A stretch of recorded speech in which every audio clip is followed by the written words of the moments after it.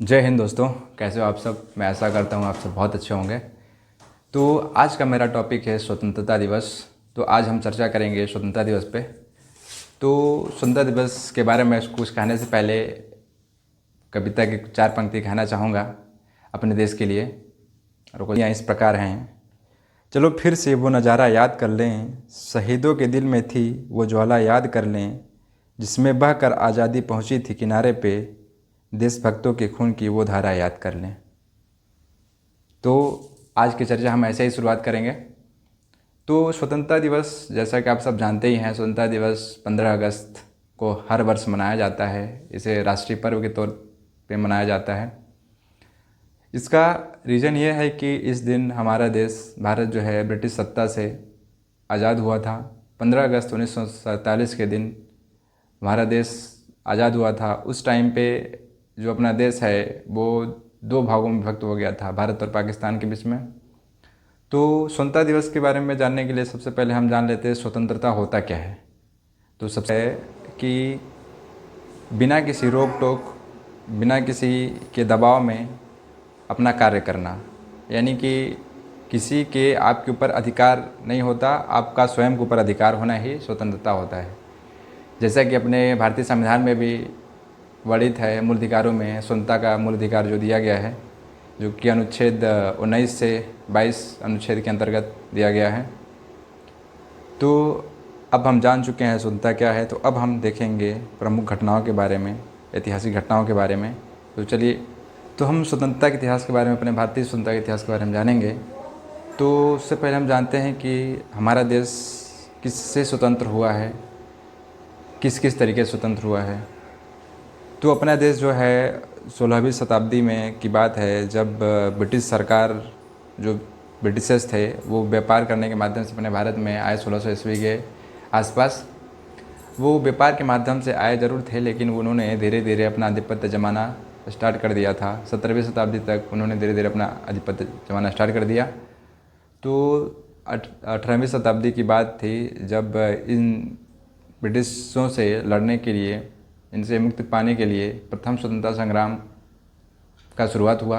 यह स्वतंत्रता संग्राम 1857 की क्रांति कही जाती है।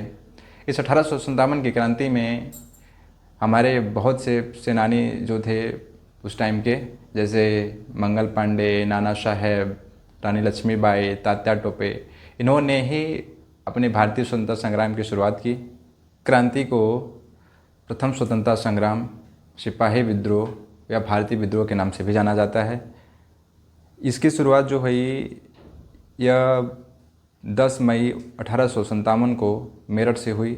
इसकी शुरुआत मंगल पांडे के द्वारा ही हुई। इसका जो तत्कालिक कार्य था वह बंदूकों में कारतूस का प्रयोग होता था, जो कि गाय और सूअर के चर्बी से बना होता था, जिसकी वजह से जो ब्रिटिश सैनिक थे, मतलब जो भारतीय सैनिक ब्रिटिश में लगे हुए थे, सैनिक थे, उन्होंने विद्रोह करना स्टार्ट कर दिया। तो अब दूसरी घटना के बारे में जानते हैं। घटना है भारतीय राष्ट्रीय कांग्रेस की स्थापना, जो कि अपने भारत को स्वतंत्र कराने में महत्वपूर्ण भूमिका अदा करता है। इसकी स्थापना 1885 में हुई थी, जिसके चलकर भारत की स्वतंत्रता में महत्वपूर्ण भूमिका निभाया। अब अगली घटना को देखेंगे। अगली घटना जो होगी वो है बंगाल विभाजन।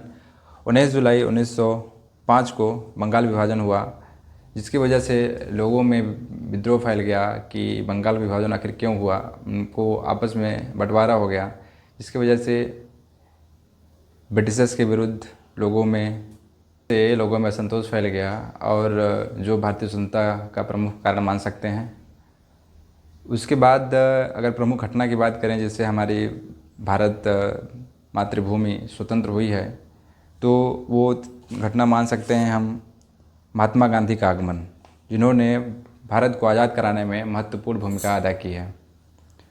तो महात्मा गांधी जी गोपाल कृष्ण गोखले की अनुरोध पर 1915 में भारत में आगमन हुआ उनका।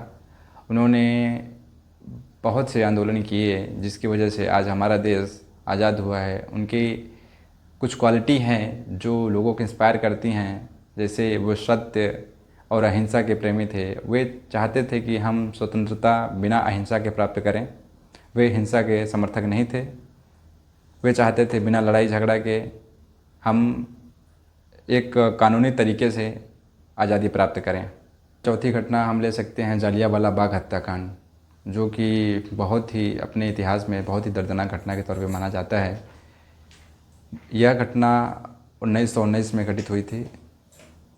इसमें लोग संगठित हुए थे जलियांवाला बाग में किसी मुद्दे को लेकर, जिसके बारे में जनरल डायर को पता चल गया और वे 100 हथियारबंदों के साथ, सैनिकों के साथ आके फायरिंग स्टार्ट कर दिया। जब तक बंदूकों से गोलियां ख़त्म नहीं हो गई तब तक फायरिंग हुआ। उसकी वजह से हज़ारों लोगों की मृत्यु हो गई, जिससे लोगों में आक्रोश फैल गया, जिसकी वजह से भी बहुत सारे भारतीय जो थे वे इसके विरुद्ध हो गए और वहाँ से जो भारतीय राष्ट्रीय आंदोलन जो था जिसकी स्वतंत्रता प्राप्ति के लिए, वो और भी ज़्यादा बढ़ गया।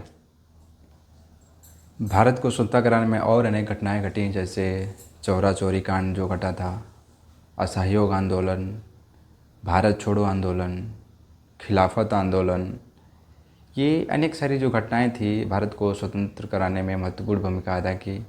अब बात करें चौरा चौरी कांड की, तो वो घटना फरवरी 1922 में घटी, जिसमें जो था गांधी जी ने अपना असहयोग आंदोलन बंद कर दिया था, क्योंकि इसी दिन जो सत्याग्रहियों द्वारा ये घटना घटित हुई थी। क्या हुआ था कि उस दिन जो चौरा चौरी नामक स्थान पर पुलिस थाना जो था, वहाँ के जो पुलिसकर्मी थे वो उनके सत्याग्रह करने की वजह से उन पर फायरिंग करने लगे, जिसके वजह से वहाँ की जनता जो थी वो भड़क गई और वो उस गुस्से में उन्होंने थाने को ही 22 पुलिसकर्मी सहित जला दिया था, जिसकी वजह से गांधी जी ने अपना दुख व्यक्त करते हुए असहयोग आंदोलन को ख़त्म कर दिया था। तो एक महत्वपूर्ण घटना हम मान सकते हैं भारत छोड़ो आंदोलन को। भारत छोड़ो आंदोलन जो कि 8 अगस्त 1942 से स्टार्ट हुआ था। भारत छोड़ो आंदोलन में गांधी जी ने कहा था कि उन्होंने अपना एक नारा दिया था, करो या मरो। स्वतंत्रता संग्राम में अनेकों जो क्रांतिकारी थे उन्होंने भाग लिया, जैसे बहुत क्रांतिकारियों के नाम जैसे मैं बता दूं आपको, भगत सिंह, राजगुरु, सुखदेव, ये ऐसे क्रांतिकारी थे जिन्होंने, जैसे कांड हुआ था काकोरी कांड और एक दिल्ली में विधानसभा में बम विस्फोट जो हुआ था, ये उनके प्रमुख कांड थे। उनका मेन उद्देश्य यह था कि लोगों को जागरूक किया जाए, इसलिए उन्होंने हंसते हंसते फांसी पर चढ़ गए थे। स्वतंत्रता सेनानियों में हम सुभाष चंद्र बोस को भी नहीं भूल सकते, जिन्होंने आज़ाद हिंद फौज की स्थापना की थी। वे देश से बाहर चले गए थे इस सेना के गठन करने के लिए, लेकिन उनका कोई समर्थन नहीं किया। इसके वजह से वे ज़्यादा कुछ कर नहीं पाए, परंतु वो किसी से कम नहीं थे। वो द्वितीय विश्व युद्ध के दौरान ही अपनी सेना खड़ी किए थे, तो उनका भी अपने भारतीय स्वतंत्रता में बहुत ही बड़ा योगदान है। हमारे भारतीय क्रांतिकारियों एवं सेनानियों की वजह से अपना भारत लास्ट तक 1947 तक आज़ाद हो ही गया। तो दोस्तों, मैं कहना चाहता हूँ कि अपना देश ब्रिटिशों से तो आज़ाद हो गया है, परंतु अभी भी जो कुकृत्य लोग हैं उनसे अपना देश आज़ाद नहीं हो पाया है। तो अब हमें ब्रिटिशों से आज़ाद करने की ज़रूरत नहीं है, क्योंकि वो तो पहले से आज़ाद हो चुका है। लेकिन अब अपने अच्छे कर्मों से, अपने सुविचार से देश को आगे बढ़ाने की ज़रूरत है। तो मेरा सभी भारतवासियों से निवेदन है कि आप सभी अच्छे कर्म करें और अपने भारत देश को आगे बढ़ाने में अपना सहयोग करें। जय हिंद, जय भारत।